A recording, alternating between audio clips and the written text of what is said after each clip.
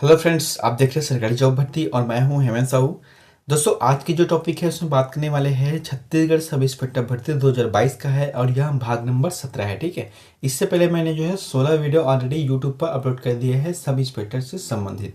दोस्तों, इसका जो नोटिफिकेशन आ गया है 6 नवंबर को इसका एग्ज़ाम है, तो समय को देखते हुए मुश्किल से 30-35 दिन का समय बचा है, तो फिर काफ़ी इंपॉर्टेंट है कि आप लोग जितना हो सके आप तैयारी करें। ठीक है दोस्तों, हम लोग इसमें जो बात करने वाले हैं छत्तीसगढ़ स्पेशल इंस्पेक्टर भर्ती का, तो फिर इस टॉपिक में हम लोग इंडियन जीएस और छत्तीसगढ़ के जीएस को ही देखने वाले हैं, क्योंकि इसके अतिरिक्त जैसे कि गणित का है, हिंदी का है और रीजनिंग का है, तो मैं अलग से वीडियो आप लोगों को प्रोवाइड कराऊंगा। ठीक है, आप वहाँ से देख सकते हो, लेकिन जो सिर्फ इस वीडियो में रहेगा वहाँ केवल छत्तीसगढ़ के जीएस है और इंडियन जीएस है, क्योंकि दोनों मिलाकर लगभग 110 अंकों का क्वेश्चन पूछे जाएंगे। क्योंकि इसका जो सिलेबस है मैं आज दोपहर में अपलोड कर दूंगा, तो आप उसको भी देख सकते हो। क्योंकि सिलेबस का जो आधार पर अगर पढ़ेंगे तो फिर जीएस जो इंडियन जीएस है खासकर से ज़्यादा टॉपिक है, इसलिए उसको ज़्यादातर फोकस करना है। तो फिर अगर चैनल पर नया हो तो चैनल को सब्सक्राइब कर देना और बेल आइकन को जरूर दबा देना। अगर इसकी फ्री पीडीएफ चाहिए तो टेलीग्राम चैनल पर ज्वाइन करना, वहाँ से आपको फ्री पीडीएफ मिल जाएगा। चलते हैं यहाँ पर क्वेश्चन की तरफ। दोस्तों, आप लोगों को जो पिछला वीडियो में यानी कि भाग नंबर जो 16 में अपलोड किया था वीडियो को, उसको जो होमवर्क देखते हैं। यहाँ पर क्या लिखा था मैंने कि बाघों को सुरक्षित रखने के लिए अंतर्राष्ट्रीय बाघ दिवस कब मनाया जाता है। तो इसका जो आंसर क्या जाएगा, 29 जुलाई को जो है अंतर्राष्ट्रीय बाघ दिवस मनाया जाता है। आज का पहला क्वेश्चन देखते हैं, भारत में टाइगर कॉरिडोर की संख्या वर्तमान में कितनी है। तो देखो, भारत में जो टाइगर कॉरिडोर की संख्या है अभी वर्तमान में कितनी है, पूरे भारत देश की बात कर रहे हैं। तो इसका जो आंसर क्या जाएगा यहाँ पर 32, 47, 56, 21। इसका जो सही आंसर रहेगा वहाँ 32 आ जाएगा। ठीक है, 32 टाइगर कॉरिडोर की संख्या यहाँ पर देश में, मैंने यहाँ पर लिखा है कि देश के 14,289 वर्ग किलोमीटर के अंतर्गत, यानी कि 0.43 यानी कि 43% जो है इसका जो क्षेत्रफल विस्तृत है। और टाइगर क्षेत्रफल के आधार पर अगर देखा जाए तो सबसे बड़ा कौन सा है, कान्हा से नवेगांव, जो कि नागझिया, काबोड़ा, इंद्रावती, ये मध्य प्रदेश, छत्तीसगढ़ और महाराष्ट्र के एरिया में बनता है। ठीक है, उसके बाद है पेंच सतपुरा मेलघाट, जो कि मध्य प्रदेश और महाराष्ट्र में बनता है। और तीसरा क्या है, समली पाल सतकोसिया, जो कि उड़ीसा में है। तो इस तरीके से जो टॉप का 3 है यहाँ पर मैंने लिख दिया है। उसके बाद दूसरा प्रश्न देखते हैं, सरकार द्वारा किस वर्ष टीबी मुक्त छत्तीसगढ़ बनाने का लक्ष्य रखा गया है। तो टीबी मुक्त छत्तीसगढ़ बनाने का जो है लक्ष्य कब तक रखा गया है छत्तीसगढ़ सरकार की तरफ से, क्योंकि देखो इसमें जो केंद्र सरकार ने अपनी तरफ से जो है अलग से टाइम निर्धारित किया गया है, लेकिन फिर भी अगर छत्तीसगढ़ की बात की जाए तो इसका जो आंसर जाएगा वहाँ 2023 आ जाएगा। ठीक है, 2023 तक जो है छत्तीसगढ़ सरकार ने टीबी से मुक्त होने के लिए एक लक्ष्य रखा गया है। अगर केंद्रीय लेवल पे बात करें तो फिर यही लक्ष्य जो है 2025 तक के लिए बात किया गया है। यहाँ पर मैंने टिप करके कुछ अतिरिक्त पॉइंट भी लिख दिया है, जैसे कि 5 करोड़ से कम आबादी वाले राज्यों में छत्तीसगढ़ को प्रथम स्थान मिला है। Ayushman Bharat health and wellness centre के चौथे स्थापना दिवस पर भारत सरकार स्वास्थ्य एवं परिवार कल्याण मंत्रालय द्वारा आयोजित कार्यक्रम में 21 दिवस टीबी मुक्त भारत अभियान के अंतर्गत यहाँ पुरस्कार प्रदान किया गया है। उसके बाद तीसरा प्रश्न देखते हैं, यहाँ पर केंद्रीय जलप्रपात कहाँ है। तो छत्तीसगढ़ में जो जलप्रपात है जिसका नाम क्या है, केंद्रीय जलप्रपात। तो फिर कहाँ पर है छत्तीसगढ़ के जो केंद्रीय जलप्रपात है, ऑप्शन है मैनपाट है, बारूक है, कटघोरा है या फिर कांकेर है। इसका जो सही आंसर जाएगा वहाँ कटघोरा है। दोस्तों, यहाँ जो कटघोरा है वहाँ एक तहसील है जो कि कोरबा जिले का है।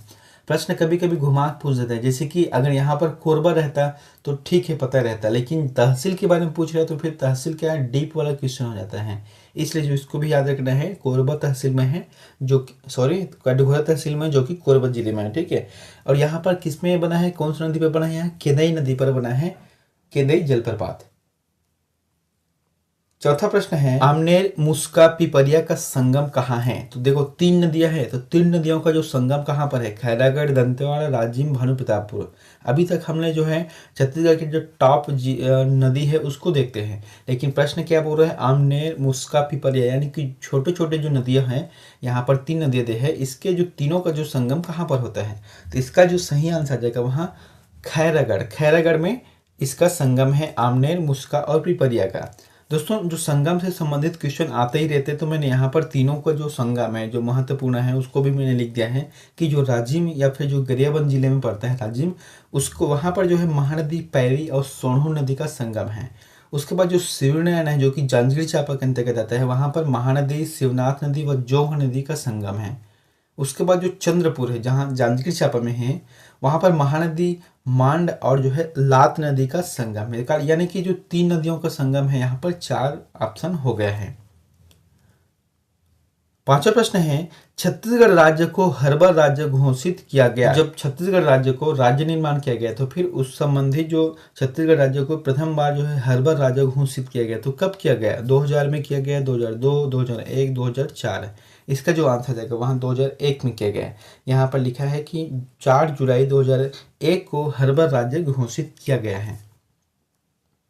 6वां प्रश्न है, कामधेनु विश्वविद्यालय खालिस्तान में स्थित है। तो छत्तीसगढ़ में एकमात्र कामधेनु विश्वविद्यालय है, तो वह जो विश्वविद्यालय कौन से जिले में स्थित है? ऑप्शन है यहाँ पर दुर्ग है, भिलाई है, रायपुर है और जो है बिलासपुर है। इन चारों में ये बताना है कि कौन से स्थान पर जो है कामधेनु विश्वविद्यालय स्थापित है भी है।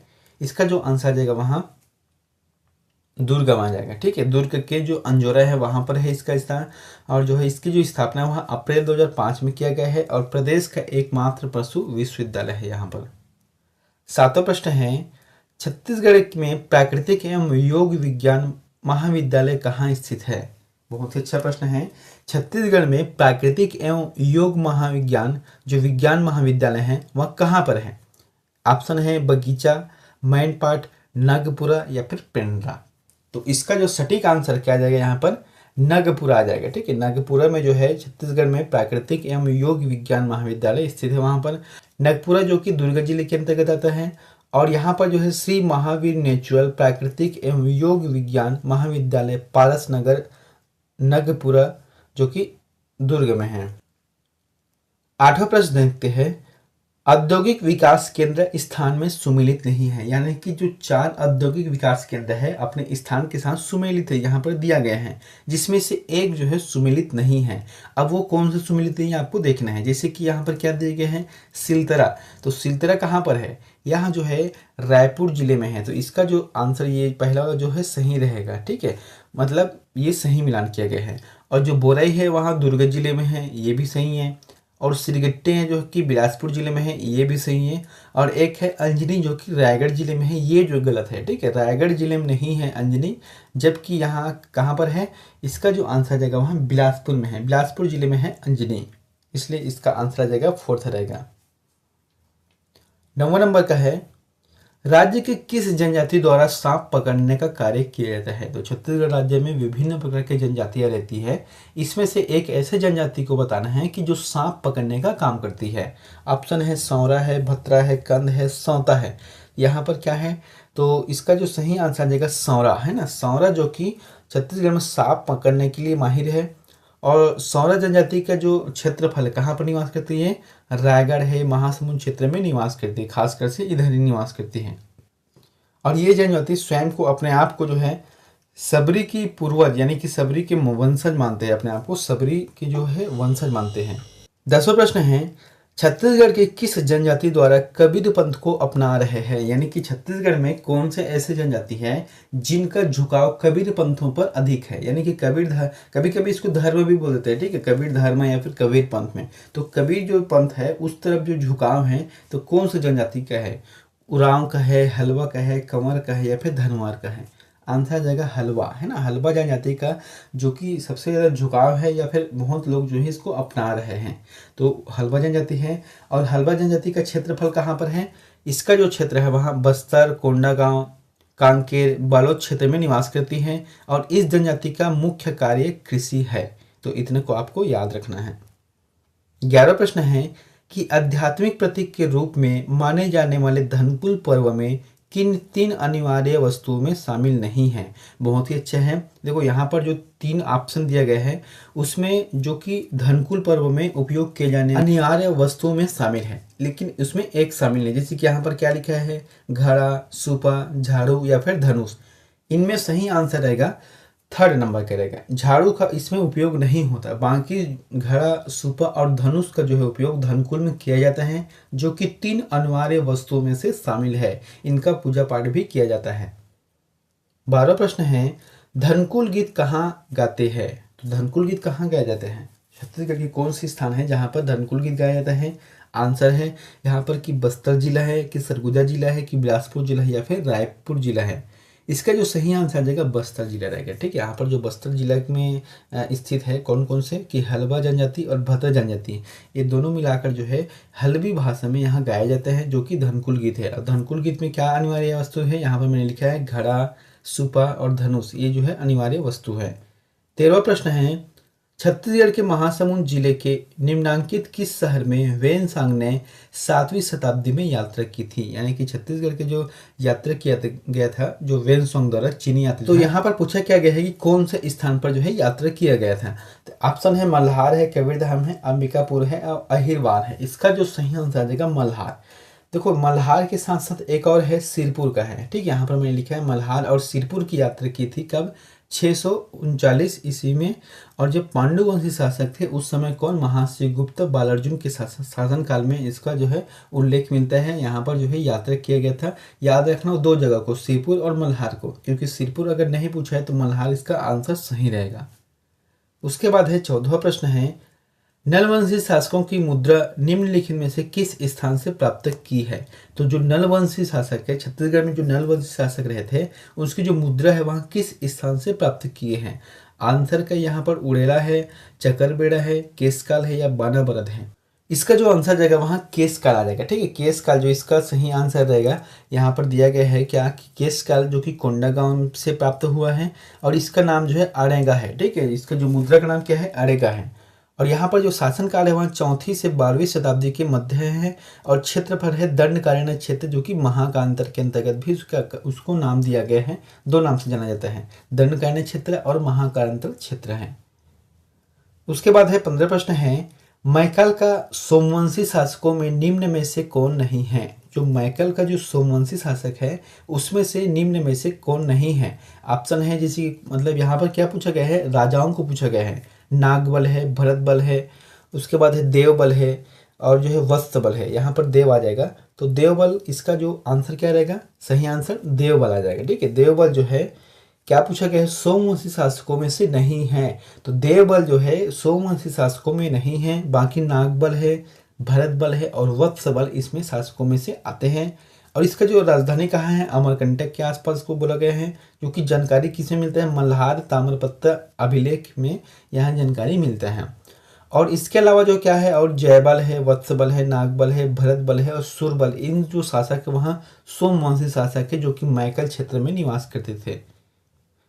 16 नंबर का प्रश्न है कि बौद्ध ग्रंथ पिटकों की रचना निम्न में से किस भाषा में की गई थी? बहुत अच्छा प्रश्न है कि बौद्ध ग्रंथ जो कि पिटकों की रचना, बौद्ध ग्रंथ में क्या है? पिटक को मानते हैं, त्रिपिटक को, है ना। तो उसमें जो है किस भाषा में इसकी वर्णन की गई थी? आंसर बताना है यहाँ पर। जैसे संस्कृत है, अर्धमागधी है, पाली है, प्राकृतिक है। इसमें जो आंसर जाएगा वहाँ पाली आ जाएगा। ठीक है, यहाँ पर पाली है।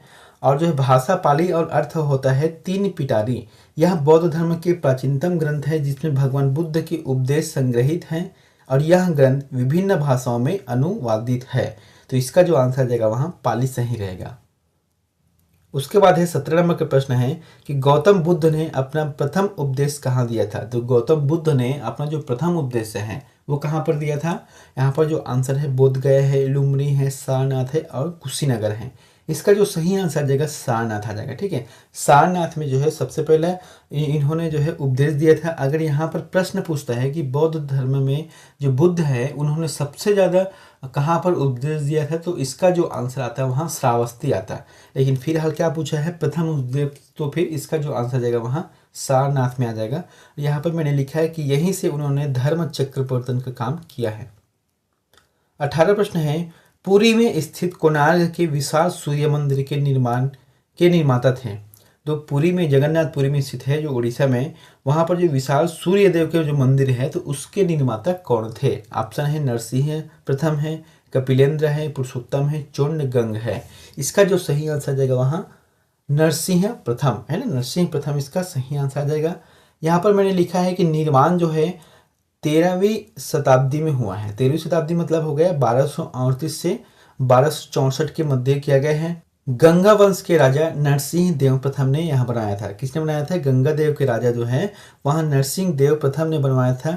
यह मंदिर जो है कलिंग वास्तुकला से सबसे बेहतरीन नमूनों में से एक है। कौन सा वास्तुकला बना है? कलिंग वास्तुकला में इनका निर्माण किया गया है। 19वां प्रश्न है, मुगल काल की भाषा कौन थी? तो मुगल काल का जो भाषा था, यानी कि जो समय क्या था 1526 से 1857 का जो समय था मुगल काल का, उसमें से जो भाषा का प्रयोग किया गया था, अपने दरबारी भाषा का प्रयोग किया गया था, उसमें से कौन है? ऑप्शन है उर्दू है, हिंदी है, अरबी है और फारसी है। इसका जो सही आंसर रहेगा फारसी रहेगा। ठीक है, यहाँ पर इसका सही आंसर फारसी रहेगा। और इसके जो प्रथम शासनकाल कौन हुए थे, यानी कि प्रथम शासक कौन हुए थे? आंसर क्या जाएगा यहाँ पर? बाबर। देखो, प्रथम में बाबर था और सबसे अंतिम शासक कौन हुए? बहादुर शाह जफर हुए, जिनकी जो मृत्यु जो है 1864 में हो गई थी। हालांकि 1857 में इसका जो कार्यकाल है समाप्त कर दिया गया था। उसके बाद है 20 नंबर का प्रश्न कि अलीगढ़ मुस्लिम विश्वविद्यालय की स्थापना किसने की थी? तो अलीगढ़ मुस्लिम विश्वविद्यालय की जो स्थापना है किसने किया था? ऑप्शन है सैयद अहमद खां है, मोहम्मद इकबाल है, मोहम्मद अली है या फिर इनमें से कोई नहीं। इसका जो सही आंसर जाएगा सैयद अहमद खां। सैयद अहमद खां जो कि अलीगढ़ मुस्लिम विश्वविद्यालय की स्थापना किया था। यहाँ पर टिप पर के एक्स्ट्रा पॉइंट इसको भी देखते हैं। इसकी जो स्थापना है वहाँ 1920 में सर सैयद अहमद खां द्वारा की गई है। और 1921 में भारतीय संसद, यानी कि उस समय की जो ब्रिटिश कालीन संसद है, उन्होंने इस अधिनियम के माध्यम से केंद्रीय विश्वविद्यालय का दर्जा दिया था। उसको केंद्रीय विश्वविद्यालय का दर्जा दिया था, और जो कि कैम्ब्रिज विश्वविद्यालय के तर्ज पर ब्रिटिश राज के समय बनाया गया यहाँ पहला उच्च शिक्षण संस्थान था। 21वां प्रश्न है, दोस्तों मैंने यहाँ पर जो टिप के माध्यम से आप लोगों को अतिरिक्त बता रहा हूँ वो काफ़ी इंपॉर्टेंट है, तो उसको भी याद रखना। कभी कभी जो है किस तरीके से व्यापम है, पीएससी घुमा कर पूछते हैं, कोई पता नहीं चलता, इसलिए जो जितना जानकारी मिलता है आप उसको अच्छे से याद करना। यहाँ पर 21वां प्रश्न क्या दिया गया है कि स्वामी दयानंद सरस्वती का मूल नाम था। दोस्तों ये जो मूल नाम संबंधी क्वेश्चन है ना, बार बार पूछे जाते हैं इसको। जैसे कि स्वामी दयानंद सरस्वती का मूल नाम क्या था, इसका जो सटीक आंसर क्या जाएगा? मूल शंकर, है ना। मूल शंकर के नाम से जाना जाता था स्वामी दयानंद सरस्वती को। जैसे कि यहाँ पर स्वामी विवेकानंद है, तो स्वामी विवेकानंद को किस नाम से जाना जाता था? नरेंद्र नाथ दत्त के नाम से जाना जाता था। उसके बाद है गौतम बुद्ध को सिद्धार्थ गौतम के नाम से जाना जाता था। उसके बाद जो महावीर है उसको वर्धमान के नाम से जाना जाता था। तो इस तरीके से जो उपनाम है, मूल नाम है, इसको हमेशा एक आध दो क्वेश्चन कभी कभी पूछे ही जाते हैं। 22वां प्रश्न है, 1856 में निम्नलिखित कानून पारित हुआ था। देखो प्रश्न क्या बोल रहे हैं कि जो 1856 है उसमें निम्नलिखित कानून पारित हुआ। कौन कौन से कानून पारित हुआ? जैसे कि पहला क्या है कि धार्मिक अयोग्यता कानून है, सती निषेध रेगुलेशन है, तीसरा है हिंदू विधवा पुनर्विवाह कानून है, चौथा है राज्य हड़पने का सिद्धांत है। यहाँ पर जो ऑप्शन दिया गया है उसमें यह समझाना है कि कौन सा सही है। इसका जो सही आंसर जाएगा पहला आ जाएगा। ठीक है, यहाँ पर 1 और 3, यानी कि धार्मिक अयोग्यता कानून है और विधवा विवाह पुनर्विवाह कानून, ये दोनों को जो है पारित किया गया था। 23वां प्रश्न है, नागरिक सेवाओं के लिए प्रतियोगी परीक्षा प्रणाली का सिद्धांत स्वीकार किया गया। तो कब स्वीकार किया गया नागरिक सेवाओं के लिए? इसके लिए प्रतियोगी परीक्षा का तैयारी करना है, यानी कि किस आधार पर तैयारी करना है, इसको जो है कब स्वीकृत दिया गया है? ऑप्शन है 1833 है, 1853 है, 1858, 1882 है। इसका जो सही आंसर आ जाएगा वहाँ 1853 है। 1853 में जो है कहा गया था कि अगर नागरिक सेवाओं में अगर अपनी सेवा देना है तो उसके लिए एक प्रतियोगी प्रणाली का जो सिद्धांत दिया गया था, प्रतियोगी परीक्षा प्रणाली का सिद्धांत दिया गया था। और यहाँ किसने दिया था? लॉर्ड कॉर्नवालिस द्वारा दिया गया था। किसके द्वारा पूछते हैं? लॉर्ड कॉर्नवालिस द्वारा दिया गया था। और सबसे पहले कौन भारतीय हुए जो कि इस परीक्षा को पास किए हैं? सत्येंद्र नाथ टैगोर, जो कि जून 1863 में यहाँ पास किए हैं। 24वां प्रश्न है, भारत के लिए संविधान सभा की रचना हेतु संविधान सभा का विचार निम्न में से सर्वप्रथम किसने प्रस्तुत किया था? तो भारत के जो संविधान की रचना करना है उसके लिए जो विचार है सर्वप्रथम किसने किया था? ऑप्शन यहाँ पर स्वराज पार्टी ने 1924 में, दूसरा कांग्रेस पार्टी ने 1936 में, तीसरा मुस्लिम लीग ने 1942 में किया था, या फिर सर्वदलीय सम्मेलन ने जो कि 1946 में किया था। इसका जो सही आंसर आ जाएगा वहाँ स्वराज पार्टी, है ना। जो स्वराज पार्टी है, इन्होंने 1924 में कहा था कि भारत के लिए जो है स्वयं का एक संविधान की रचना तैयार करना है, संविधान सभा का विचार करना है या फिर उसका विकास करना है। यहाँ पर टिक करके एक्स्ट्रा पॉइंट भी लिख दिया हूँ कि स्वराज पार्टी की जो स्थापना है, जिसमें CR दास और मोतीलाल नेहरू द्वारा किया गया है, जो इसका समय कब था कि 1 जनवरी 1923 को, 1 जनवरी 1923 को स्थापना किया गया था। कौन कौन? चित्तरंजन दास ने किया है और मोतीलाल नेहरू ने किया है, दोनों ने मिलकर किया है।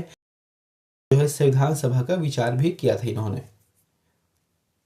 25वां प्रश्न है, भारतीय राजनीतिक व्यवस्था में इनमें से कौन सर्वोच्च है? तो भारतीय जो राजनीतिक व्यवस्था अभी है वर्तमान में है, उसमें से ये बताना है कि अभी जो सर्वोच्च कौन सा है, यानी कि सर्वोच्च न्यायालय है, संविधान है, संसद या फिर धर्म है।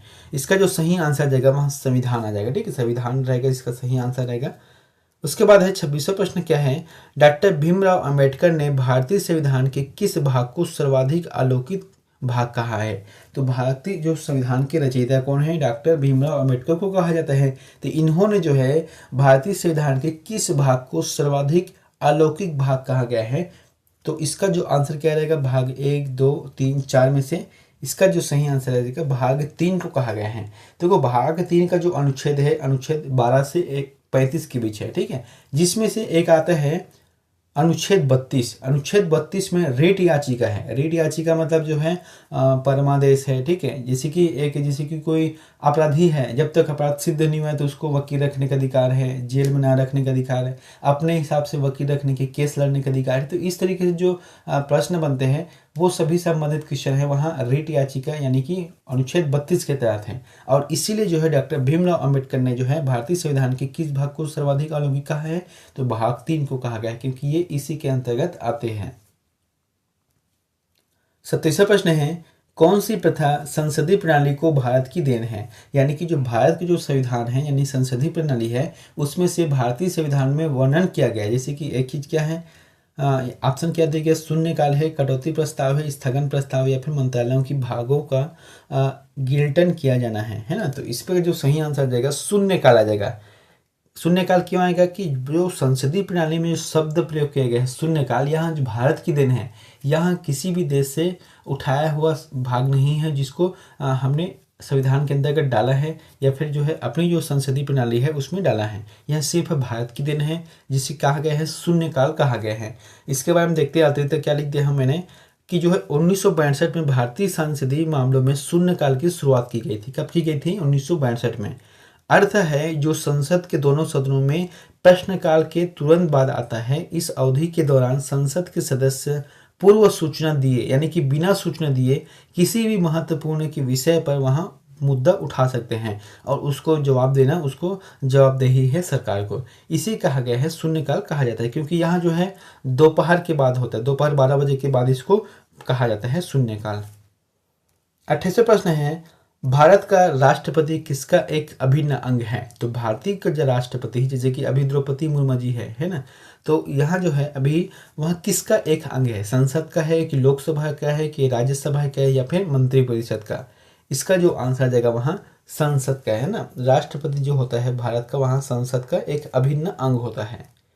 उसके बाद 29वां प्रश्न है कि जिला कलेक्टर किस अधिकारी के अधीनस्थ कार्य करते हैं? तो जो जिला कलेक्टर है वहाँ किस अधिकारी के अधीनस्थ कार्य करते हैं? ऑप्शन यहाँ पर मुख्य सचिव है, प्रभारी सचिव है, संभागायुक्त है, उपरोक्त में से कोई नहीं। तो इसका जो आंसर क्या जाएगा वहाँ तीसरा जाएगा, संभाग आयुक्त में है। 30वां नंबर के प्रश्न है पंचायती राज का विषय है। जो पंचायती राज विषय है तो किस विषय के अंतर्गत आता है? आप लोगों को पता होना चाहिए कि जैसे कि 3 विषय के अंतर्गत बांटा गया है, केंद्र सूची में है, राज्य सूची में है और एक समवर्ती सूची में। तो जो नियम है, नियम कायदे कानून है, उसको 3 सूची में बांटा गया है। तो यहाँ पर जो पंचायती राज का जो विषय है वहाँ कौन सूची के अंतर्गत है, किस सूची के अंतर्गत माना जाता है? इसका जो आंसर जगह है राज्य सूची के अंतर्गत है ना। जैसे कि पंचायती राज है, वहाँ राज्य का अधिकार है कि वहाँ किस तरीके से उसके नियम कानून बना सकते हैं, कायदा कानून बना सकता है। दोस्तों 31वां प्रश्न आप लोगों के लिए होमवर्क है, तो इसका आंसर प्लीज़ कमेंट कर देना। और दोस्तों वीडियो आप लोगों को अच्छा लगा, पढ़ाने का तरीका अच्छा लगा तो प्लीज़ चैनल को लाइक कर देना, चैनल को सब्सक्राइब कर देना, बेल आइकन को जरूर दबा देना। ठीक है, यहाँ पर प्रश्न क्या बोला गया है कि भारत का जो क्षेत्रफल है विश्व के कुल क्षेत्रफल, जो भौगोलिक क्षेत्रफल का कितना हिस्सा है? प्रश्न को समझना, जो कुल विश्व का यानी कि विश्व के कुल भौगोलिक क्षेत्र का कितना प्रतिशत हिस्सा भारत का भाग है? ऑप्शन है 2.2% है, 2.4% है, 2.8% या फिर 3.2% है। इसमें से आपको ये बताना है कि इसमें जो आंसर है वहाँ कौन सा सही है। तो दोस्तों इस तरीके से आज का क्वेश्चन कंप्लीट होता है। दोस्तों अगर राष्ट्रीय करंट अफेयर पढ़ना है तो आपको एक और चैनल है हमारा, उसको भी सब्सक्राइब करना पड़ेगा, क्योंकि उसको मैं जो है सिर्फ राष्ट्रीय करंट अफेयर डालता हूँ, उसमें छत्तीसगढ़ का कोई चीज़ नहीं रहता। तो फिर आपको जो है राष्ट्रीय करंट अफेयर पढ़ना है, नेशनल करंट अफेयर पढ़ना है, तो उस चैनल को भी सब्सक्राइब करना। मिलता है नेक्स्ट वीडियो में एक नई जानकारी के साथ। Thank you.